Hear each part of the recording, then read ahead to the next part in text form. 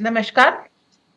अ, आज हम लोग बात करेंगे the iron lady of India की। किस तरीके से उन्होंने तोप के गोले से महारानी गायत्री देवी का जो खजाना था उसकी दीवार उड़वाई, सेना को अंदर भेजा, ट्रकों में भर करके उनका खजाना लूटा और उसके बाद वो खजाना दिल्ली पहुंचा ही नहीं। वो खजाना कहाँ गया ये आज भी मिस्ट्री है। बॉलीवुड ने इसके ऊपर 3 मूवीज बनाई और गजब की बात है कि उसमें महारानी गायत्री देवी का कैरेक्टर खत्म दिखा।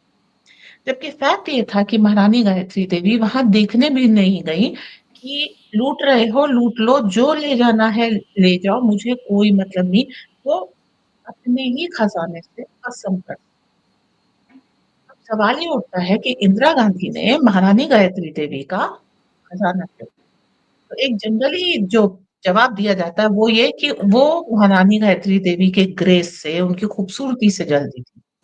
वेल, ये कोई लॉजिकल वजह तो नहीं हुई किसी का खजाना, किसी का घर तोप के गोले से उड़ा करके लूट लेने की, बट कांग्रेसी logic you are supposed to accept. Anyway, the real reason हम लेकर के आए हैं कि इसमें कुछ ऐसा था जो महारानी गायत्री देवी के प्रति महाराज भवानी सिंह ने किया था। कुछ ऐसा जिसके कारण आप क्वेश्चन करेंगे कि इंदिरा गांधी वाकई में आयरन लेडी थी, बांग्लादेश के निर्माण में उसकी कितनी भूमिका थी और वो भूमिका किसकी तरफ थी।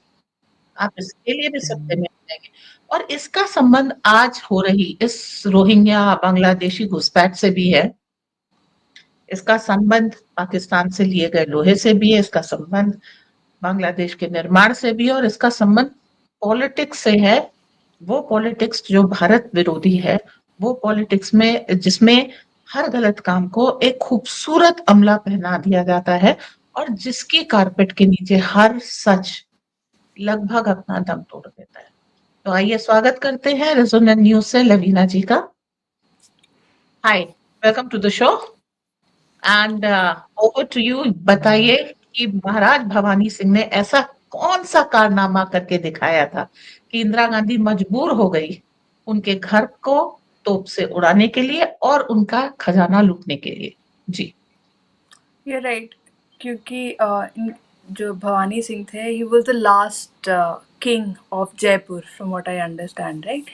And वो as the tradition hold वो इंडियन आर्मी को ज्वाइन किए एंड उनको महावीर चक्र मिला।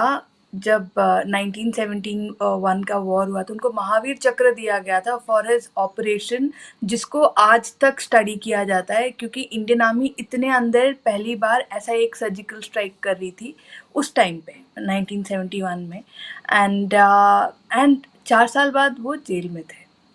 सो it still gives me goose bum to even think of that operation, क्योंकि ये लोग 80 किलोमीटर अंदर गए थे पाकिस्तान के एंड वो सब दे दिया गया वापस शिमला एग्रीमेंट जब साइन किया। And that was such a brilliant operation. It was done by 10 para SF, which is हमारे स्पेशल फोर्सेस, इंडियन आर्मी की जो स्पेशल फोर्सेस है, 10 पैरा कहते हैं। They are called the sultans of desert. उनको मतलब रेगिस्तान पूरा ना, they know it like the back of their hand, उनको सब पता है वहाँ का। एंड इनको ये लोग कैमल की तरह जी सकते हैं, मतलब पानी के बिना या high heat, they know how to do everything. And इनको बोला गया था 1971 की वॉर में कि आपको सिंध में जाना है और आपने वहाँ पे इनकी पाकिस्तान की सप्लाई चेन को डिस्ट्रॉय करना है, कंफ्यूजन क्रिएट करना है। एंड इन लोगों ने जाके जो कंफ्यूजन क्रिएट किया ना, पाकिस्तानी अपने पोस्ट छोड़ के भागे हैं। Actually it happened toward the end, December, बिल्कुल toward the end of the war. तो दिसंबर की फर्स्ट वीक में उनको बोला गया कि आप को अंदर जाके सप्लाई चेन ऑब्वियसली यार पहुंचे नहीं थे border, that still toward the inside of Pakistan. तो इन लोगों को पता था कि ये रिस्की हो सकता है, ये वन वे ऑपरेशन हो सकता है, मतलब हम गए क्या कहते हैं, हाँ, we might never come back. तो ये लोग बिल्कुल तैयार होके गए थे। 5th December, the first operation takes place. They go inside. Pakistanis are not expecting them at all. And इनको ऐसे ओवरवेलम किया। कहते हैं कि इनका एक नायक Nihal Singh, obviously Punjabi, so that he इन्होंने ऐसे LMG 3-4 एक साथ चलाए हैं, I don't know how he they all managed it. इतना कंफ्यूजन किया कि पाकिस्तानीज को लगा कि जो टीम थी उससे ज़्यादा डबल या ट्रिपल लोग होंगे कि इतनी फायरिंग आ रही है। And it is believe that दो पाकिस्तान का पहला पोस्ट 5 तारीख को लिया, 6 तारीख तक इन लोगों की ऑलरेडी रेपुटेशन फैल चुकी थी। तो जब ये और अंदर जा रहे थे, विरावा एंड ऑल दैट, पहला पोस्ट जो लिया उन्होंने छाछरो में लिया, इसीलिए इसको ऑपरेशन छाछरो के नाम से भी जानते हैं।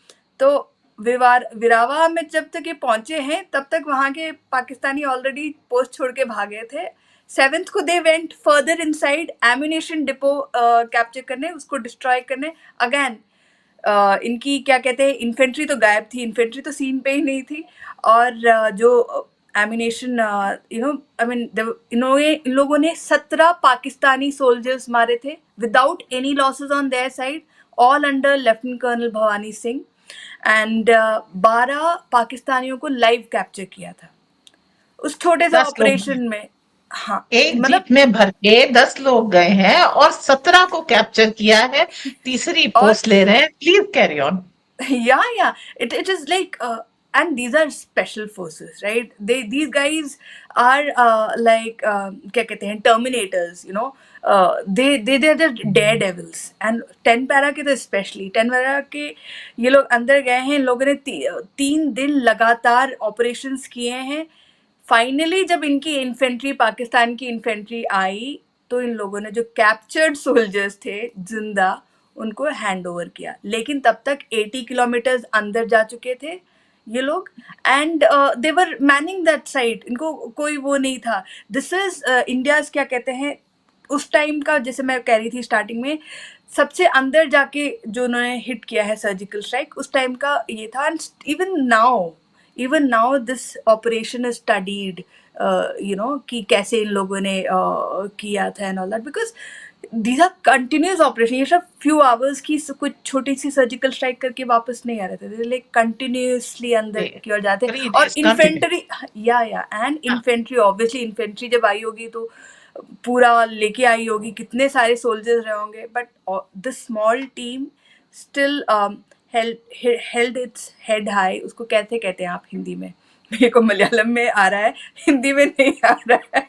आप मलयालम में बोल दो, अच्छा रहेगा। हमें हिंदी में करते हैं। गर्व से सर ऊंचा करके गर्व से या अपनी पोस्ट को डिफेंड करना, वहां पर डटे रहना। देखिए, किसी भी चीज को कॉन्कर करना, एवरेस्ट कॉन्कर करना फिर भी आसान है, लेकिन अगर आपसे बोला जाए कि एवरेस्ट की पीक पे 4 घंटे बैठ लो, that's the most difficult thing, even if you have the oxygen cylinder. तो जाकर इन के कैप्चर लोगों ने किया। इसको ना दिसंबर की स्टार्टिंग में कैप्चर किया था, दिसंबर एंड तक, जब तक वो लोग एग्रीमेंट नहीं साइन किए जब थे, तक, तब हाँ, तक इसको इनको मैन किया वापस था, नहीं बुलाया गया, तब तक चलाया ये गया। They they were were manning the their post. And Pakistanis did not do any counter attack, कुछ नहीं कर पाए थे वो लोग इनके अगेंस्ट। ओके, सो 2-3 एंड चीजें इन्होंने साबित की। एक, हम कितने बहादुर हैं, और ये मौकरी है, पाकिस्तानी कितने बहादुर हैं। और यस, तीसरा ये कि वो बातें बड़ी-बड़ी करते हैं, but when it's the time of action there is no parallel to Indian army. और ये अगर they were you could say they were trained, भाई आर्मी टू आर्मी लड़ाई चल रही थी। It was a situation of war, we were not fighting civilian, they were supposed to be you know soldiers of other side. जैसे कल राजनाथ सिंह जी ने एक बहुत बड़ी बात कही। One second, I complete and we'll yeah start with sorry you. Sorry sorry Lions do not fight with toads. They don't spar with toads. मतलब बराबरी की लड़ाई होनी चाहिए। भारत से शेर जाता है, उधर से कूदते हुए मेढक, मेढक नहीं, मेढक तो फिर भी ठीक होते हैं, टोड्स आते हैं। यस, व्हाट वर नहीं, you I was going to saying this only कि इनको, ये लोग खुद हैरान थे कि जब ये लोग जाते हैं तो पोस्ट खाली थे। मतलब इनकी reputation literally was preceding themself कि हाँ, इन लोगों ने इतने लोग मार दिए, इतने लोगों को कैप्चर कर लिया। तो पाकिस्तान की आर्मी धीरे धीरे, और वहाँ ये कहाँ हो रहा था, इसकी भी इम्पोर्टेंस है, ये सिंध में हो रहा था, जहाँ पे आज लोग इंडिया को ज्वाइन करने के लिए रेडी हैं। So even today, if such an attack takes place, I have a feeling that Sindhis would like to join us. वो सिंध का वो पूरा region, they would like to join us.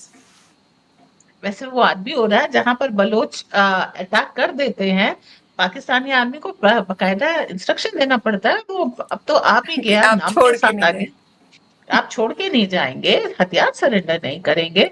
और पाकिस्तानी आर्मी ने ऑफिशियली बलूचियों से लड़ने से मना कर दिया है कि आप अपने एसी रूम में बैठ करके पैसे कमाते हैं, हम आपके लिए जान क्यों देंगे, हम नहीं लड़ते। तो इनकी बहादुरी जो एडवर्टाइज हुई थी वो, अब पाकिस्तानी है तो मुसलमान होंगे, इंदिरा गांधी को बुरा लग गया, कांग्रेस का ही दालोटी चलती वहां से है, तो मैडम को बुरा लग गया।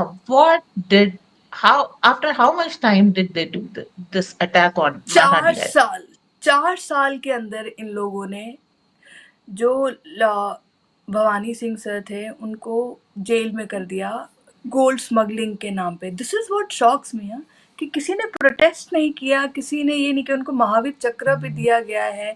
ही and anyone who knows that operation, about that operation, Indian army में तो सिखाया जाता है, उसके बाहर भी सिविलियंस आजकल तो वीडियोस भी बनती हैं। एनीवन दे आर शॉक्ड कि कैसे किया। एंड 4 नहीं साल कर के सकते। अंदर 71 + 4 इज 75, इमरजेंसी का टाइम था, कौन विरोध करने आता? इंदिरा गांधी वॉज अनस्टॉपेबल, सारा सब कुछ, सारे हक खत्म कर दिए थे।